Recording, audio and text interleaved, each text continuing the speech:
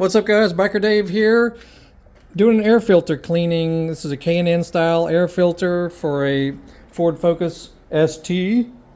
This guy right here. This is something you should do periodically depending on the conditions you drive in. And you can buy this kit here.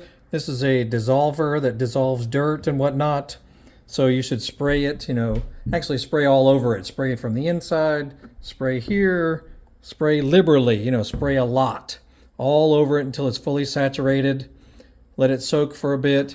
And I got a mop bucket and took this upstairs to the kitchen and sprayed it out with warm water from the inside, with the nozzle that sprays out nicely.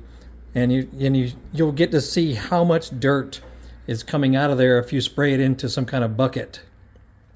It was bad. Holy crap, this thing was filthy.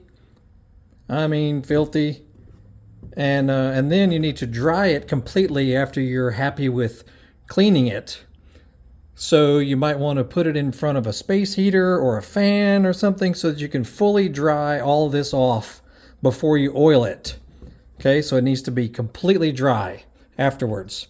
Then you take this, the filter oil, and you liberally, pour it all over it, all everywhere. Let that dry as well, and then put it back in the car to use it. But yeah, this is something you should do periodically for sure, for best performance, best mileage, best horsepower, all of that. So if you haven't done yours in more than a year, I highly recommend you do it. And if you live on a dirt road or you travel down dirt roads, you should probably do it every 4 months. So it really depends on the conditions you drive in. And I'll put a link down below where you can get this, but you can get it at most auto parts stores. But definitely use it and just follow the directions on it.